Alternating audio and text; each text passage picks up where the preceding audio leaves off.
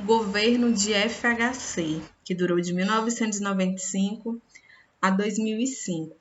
Fernando Henrique Cardoso foi ministro da Economia no governo de Itamar Franco e, com a ajuda de sua equipe, criou o Plano Real. Esse plano foi capaz de, enfim, equilibrar a inflação e deu início a um novo ciclo de desenvolvimento no país. O sucesso desse Plano Real ele foi tão grande que Fernando Henrique resolveu se candidatar à presidência e venceu as eleições de 1994.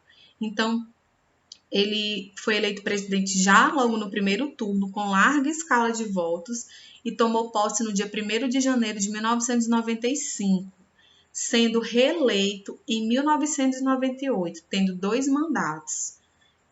Marco Maciel, do PFL, foi o seu vice-presidente.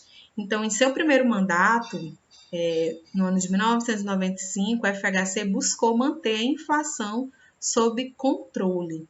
E, para isso, ele fez uma série de reformas estruturais, incluindo a privatização de empresas estatais.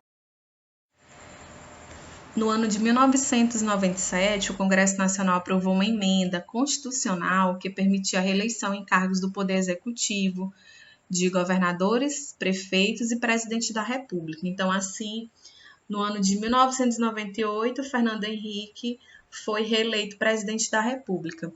A política de estabilidade da continuidade do Plano Real foi o principal apelo da campanha eleitoral de Fernando Henrique Cardoso e um dos fatores decisivos para a sua reeleição em 1998 foi o Plano Real. Então, ele foi reeleito no primeiro turno. Fernando Henrique conseguiu uma eleição graças ao apoio do PSDB, do PFL, que é do Partido Progressista Brasileiro, que é o atual PP, e de parte do PMDB. Conseguiu manter uma estabilidade política durante seus 8 anos de governo. No primeiro mandato, ele conseguiu a aprovação da emenda constitucional que criou a reeleição para cargos executivos, né? Como eu falei inicialmente. Então, em 1997 foi feita essa aprovação de uma emenda constitucional, porque até então o candidato a presidente, a prefeito, a governador, ele não podia concorrer a uma reeleição. Então, logo no primeiro mandato ele conseguiu essa aprovação e, portanto, ele foi reeleito no ano de 1998. Então, ele governou o Brasil no período de 8 anos. No início de seu segundo mandato, uma crise econômica internacional provocou a desvalorização do real. A crise fez com que houvesse menores investimentos em reformas estruturais.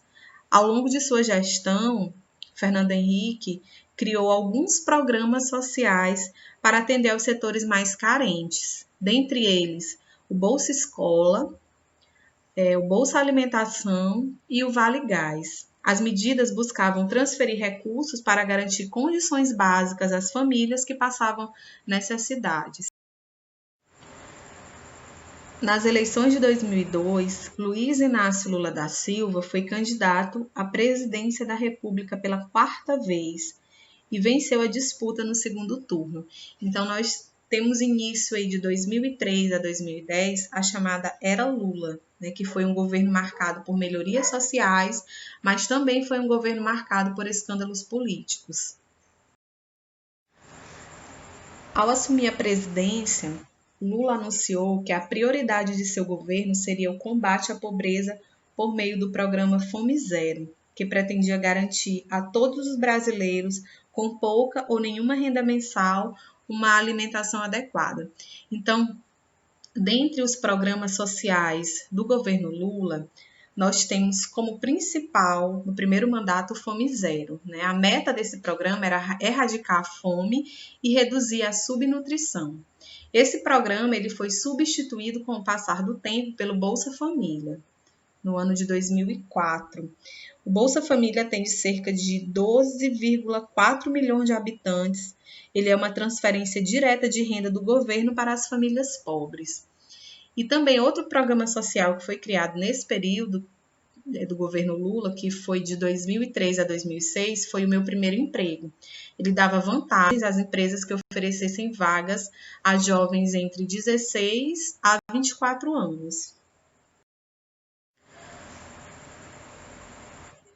Seu primeiro mandato, de 2003 a 2006, foi marcado por mudanças nas áreas sociais, manutenção do controle da inflação, expansão do acesso à universidade e ampliação das redes comerciais e políticas do Brasil com outros países.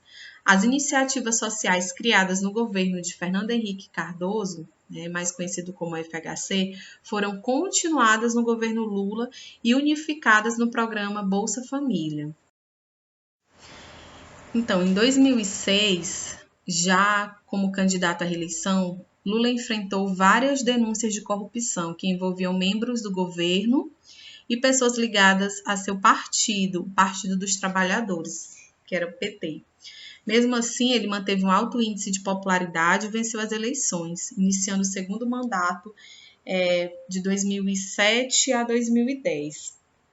Entre essas características importantes desse segundo período do governo, nós temos a redução do desemprego, a manutenção do controle da inflação e a criação do Programa de Aceleração do Crescimento, que é conhecido como PAC. Por meio desse programa, o governo federal fez grandes investimentos em infraestrutura, especialmente em áreas como habitação, energia, saneamento e transporte, beneficiando empresas e gerando empregos. Bom, como eu falei anteriormente para vocês, o governo Lula ele foi marcado pelas políticas assistencialistas, que eram políticas de assistência à população.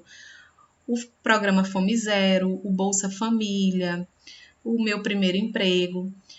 Apesar de ter sido um governo com uma estabilidade na inflação, mas também foi um governo onde houve uma série de escândalos de corrupção. Então, o Lula ele foi o primeiro ex-presidente condenado por corrupção. Na história do Brasil, nós não tivemos nenhum ex-presidente sendo preso por corrupção. Então, mesmo não sendo mais presidente, ele continuou sendo investigado por tudo aquilo que ele fez no seu governo, no período aí de 8 anos que ele ficou no poder. Então, a sentença de Lula foi a corrupção e lavagem de dinheiro pelo triplex. Ele foi condenado a 9 anos e 6 meses de prisão. Corrupção e lavagem de dinheiro pelo acervo presidencial. Ele foi absolvido por falta de provas e ele não pode ocupar cargo público por 19 anos. E ele deve pagar uma multa no valor de R$ 669,7 mil. Então, ele vai ter que ficar um período de 19 anos sem poder ocupar nenhum cargo público, entrar na política. Lembrem-se do que aconteceu com o Collor. O Collor ficou um período de 8 anos, depois que ele sofreu o impeachment. Mas Lula, como foi o primeiro ex-presidente condenado por corrupção, então ele não pode ocupar nenhum cargo público aí por cerca de 19 anos.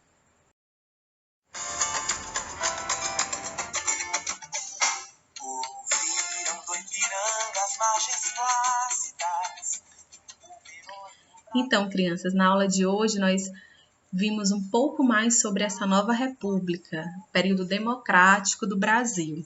Estudamos sobre os presidentes dessa época, de José Sarney até o governo de Lula.